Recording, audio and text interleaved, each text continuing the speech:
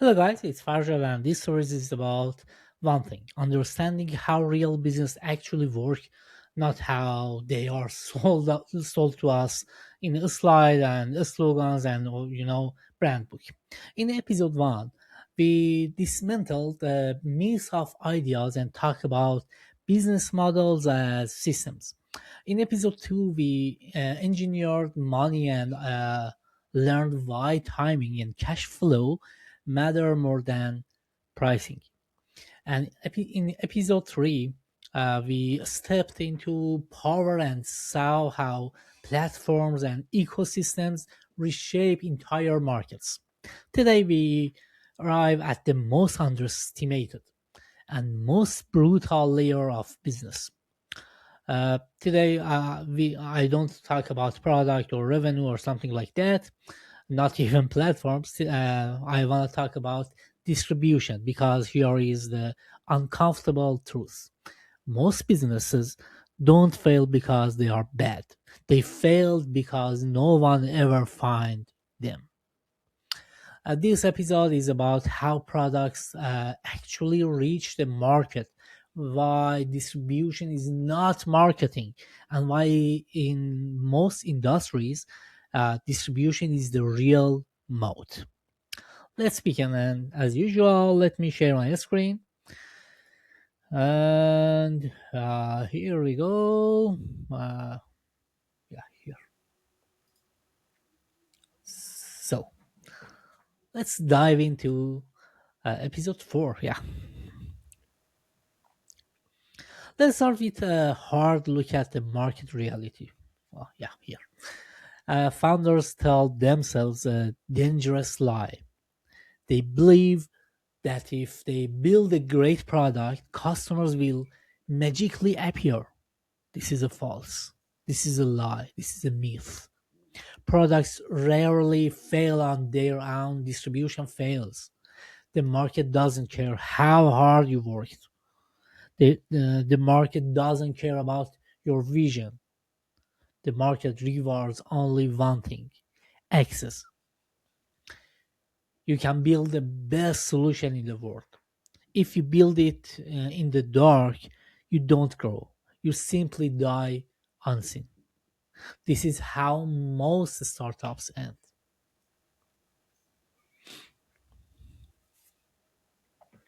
We need to fix a fundamental confusion right now. Distribution is not marketing. These are different functions. Marketing is about persuasion. It's the argument you make after someone sees you. Distribution is different. Distribution is about access. It decides if visibility exists in the first place. You can write a perfect sales copy. You can design the perfect advertise. But if you lack the rails to carry the message from your product, from your side, from your startup to the customer side, is your message nothing more than noise. Marketing convinces people, distribution finds people. You need to first find people and then convince people.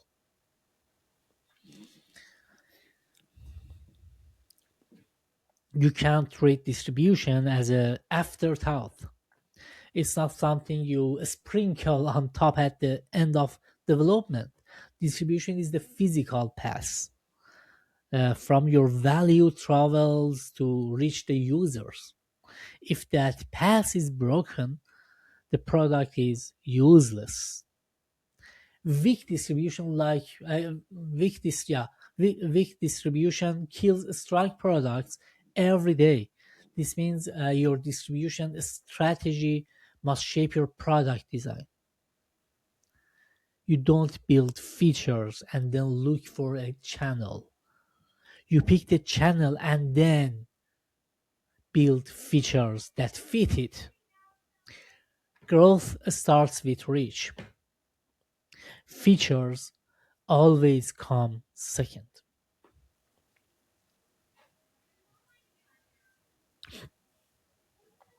So, how do winning companies solve this problem? They don't guess. Every winner dominates one specific archetype. Uh, there are only three paths. Option one is owned distribution. Option two is borrowed distribution. And option three is built in distribution. Here is the rule you must follow: master one path.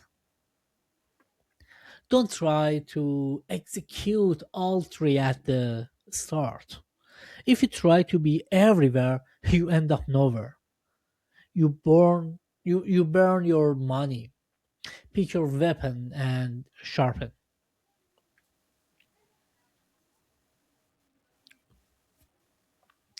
Let's talk about the first pass, owned distribution. Imagine you are building a house. You have two choices. You can build it on land you bought or land you rented. Own distribution is building uh, own distribution is building on your own land. This is your email list. This is your dedicated sales team. This is the retail store where you hold the key. I won't lie to you. This path is painful. Uh, yeah, it's painful. It's slow. It feels like moving a mountain with a spoon. You fight for every single email subscriber. You sweat for every direct sale. But here is the payoff. Once you build this fortress, you are immortal. Zuckerberg can shut you down. Google can change an algorithm and wipe out your traffic overnight. Competitors can't outbid you because they have to pay for access. But you own the door. Companies like the New York Times or Costco or Walmart thrive because they own the direct relationship. They don't ask for permission to speak to their customers. If you want safety, you build a fortress. You choose owned distribution.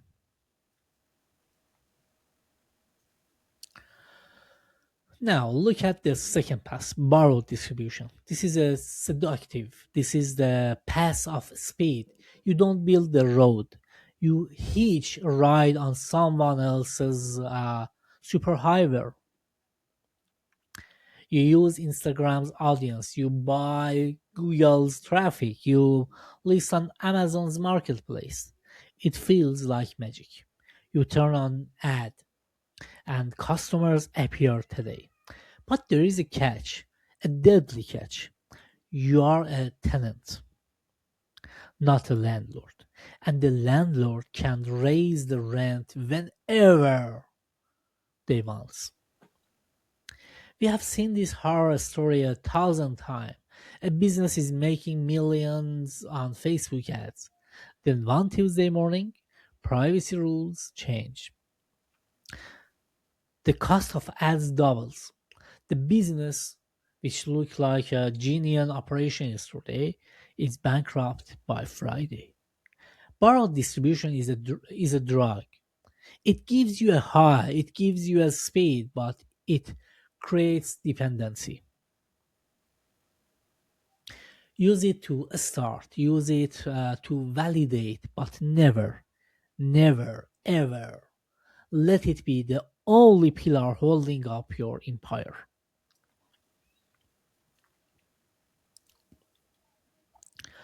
Then there is the third path, the holy grail, built-in distribution. This isn't about buying ads or even about collecting emails. This is when the product itself becomes the marketing. Think about the early days of Hotmail. I think around 20 years ago. They didn't buy billboards, they just added a simple line: at the bottom of every mail. PS. I love you. Get your free mail at Hotmail. Yeah, over 25 years. Every time a user sent an email, they were advertising a product. Think about Zoom. You can't use Zoom alone. To use it, you must invite someone else. Every user is a salesperson who works for free. This is the most powerful force in business. It's gravity. If you can design your product so that using it spreads it, you stop fighting the market. The market carries you. You don't push the boulder up the hill. The boulder rolls down and crushes everything in its path.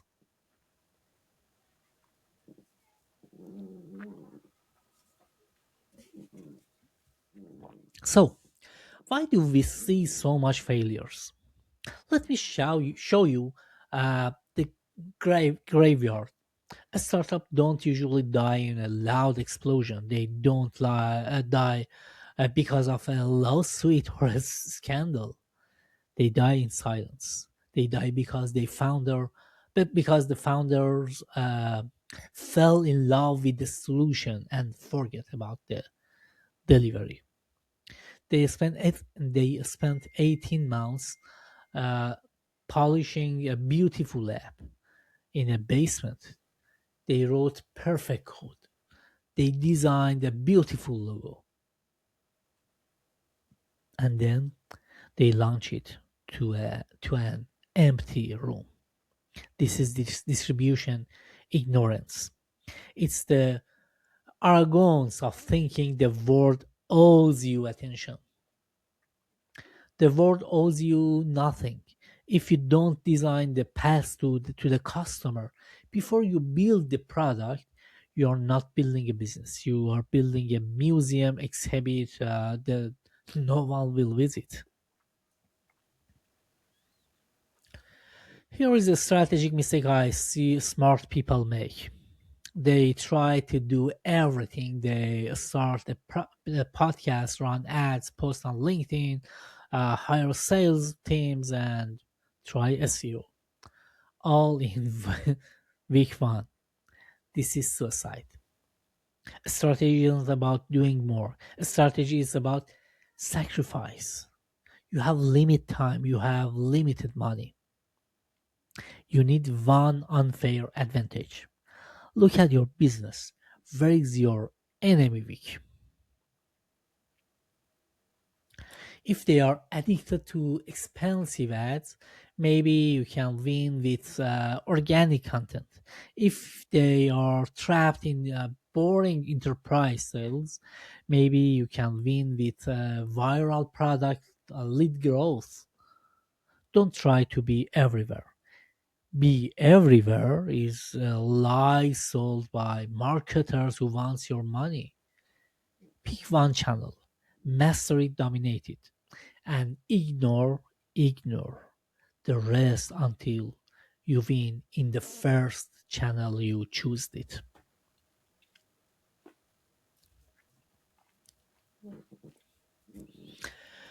Ah, are you safe or are you fragile? Let's find out right now.